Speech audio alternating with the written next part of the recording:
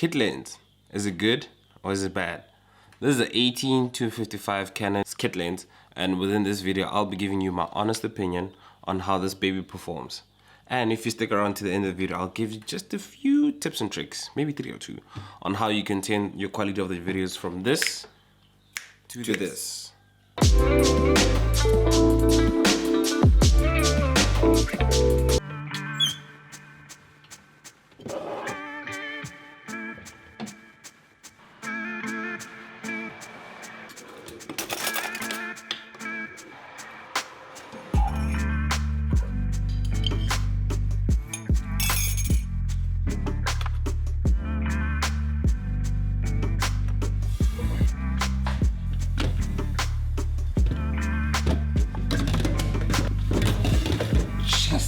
This is so hard. Vloggers, how do you do this? It's so hard. Let's just start with the video. This is the best light source. There we go. So yeah, in today's video, since I've said in the intro that we're going to be talking about the kit lens, what exactly is a kit lens? So a kit lens essentially is a lens that came with the camera bundle. You know, to be honest, to give my honest opinion, I really like the kit lens. Why? Because it's so small and compact. Since I'm shooting on the Sigma 18-35, I struggle so much. It's so heavy and it's so big. As compared to this tiny little thing, you can put it in your bag, you can put it anywhere you want and just go with it. It comes with a stabilizer. You can switch it on there and off, and it really helps the video change it. Like, cause right now, you guys most probably can tell this is not stabilized for shit.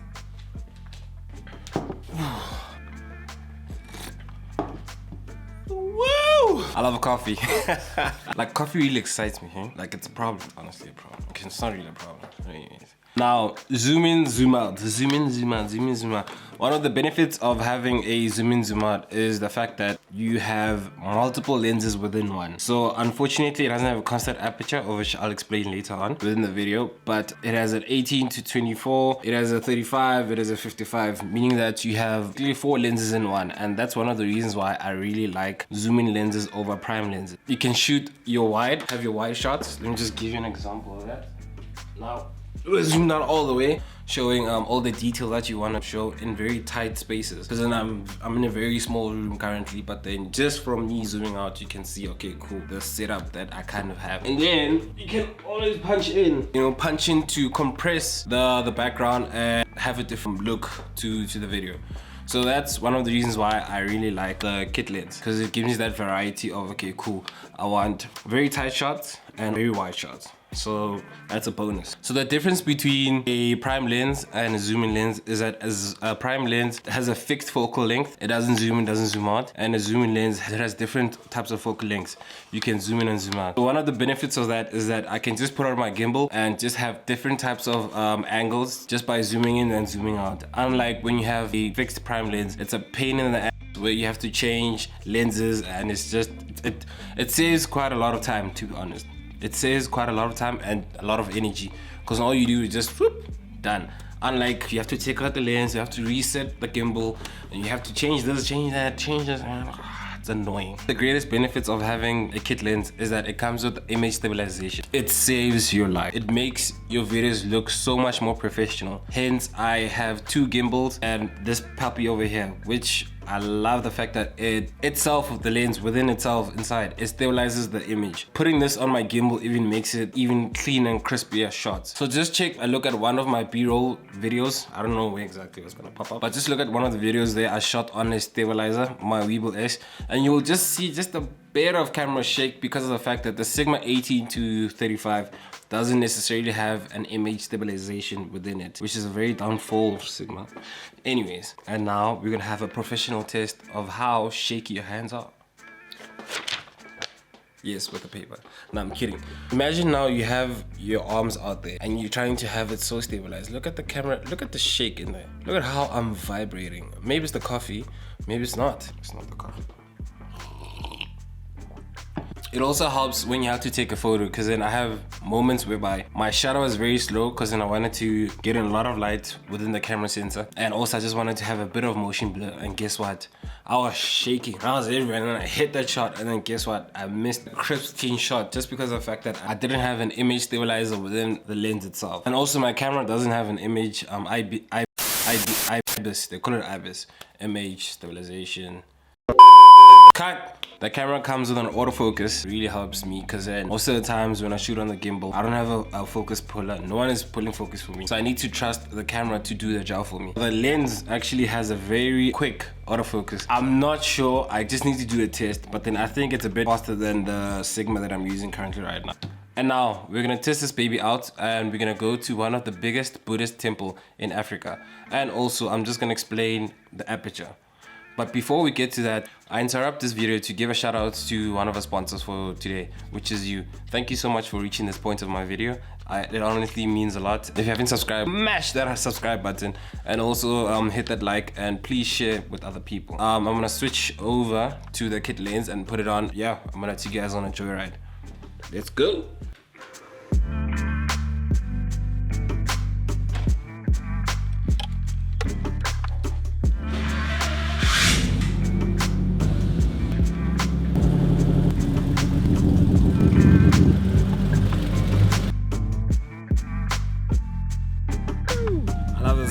I love this car so much. This was probably my dream. Okay, it is my dream car. I don't know what I'm saying. Listen to that noise.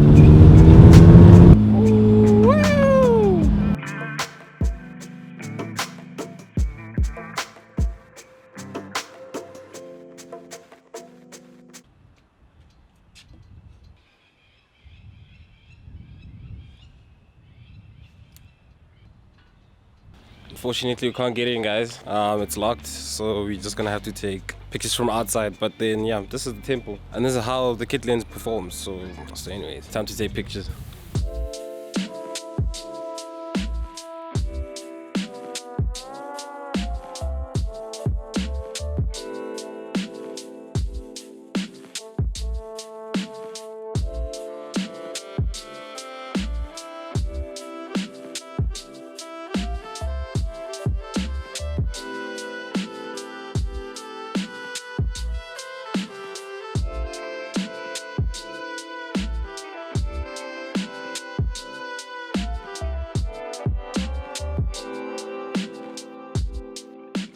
It's unfortunate that I can't get in, but hopefully you guys enjoying the video so far. It's back to studio now. Alright, cool. Now that we're back in studio and I've swapped lenses, can you guys tell the difference between the image quality compared to in the beginning of the video and right now? Please comment down below exactly what the difference is in terms of the image quality. Now I'm going to show you how to properly expose your videos in 4 easy steps. But first I need to explain what exposure is. So exposure refers to the amount of light the camera captures. So there are 3 things that you can control within the camera that dictates how much light actually comes in within the camera. So those 3 things are aperture, ISO, and also shutter speed. We're gonna switch into my screen and to show you the 4 easy steps on how to properly expose your videos. Aperture refers to the hole that opens and closes within the lens, and this dictates how much light actually hits the camera center. So now on your camera's interface, you want to click onto the aperture and make sure that you choose the lowest level on it. The reason why is that we need the aperture to open up to its fullest to let in the amount of light we need. Now I'm gonna head over to the main menu and I'm gonna change my frames per second to 24 frames per second because this is easy onto the eye.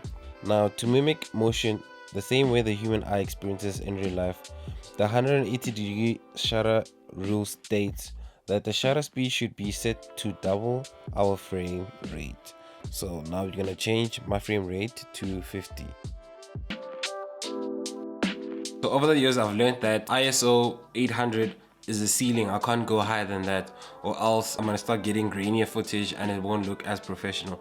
So always try to keep your ISO levels very low, extremely low. But then in our case we can't do that because unfortunately our lens can't let in a lot of light. So I'm just gonna demonstrate that now. So the lowest that we can go is 100, and look at that, that's extremely underexposed.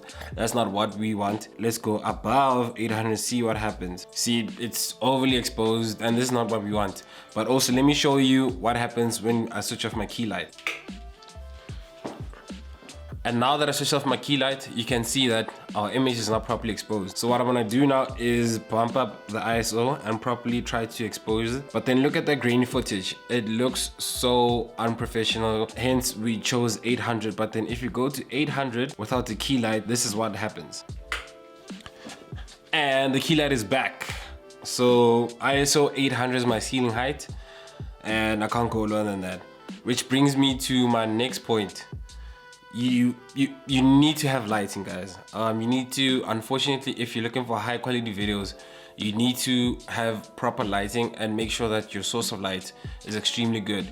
Ideally, when I do not have lighting, I usually shoot next to a window, knowing that there's a lot of light coming in through that window.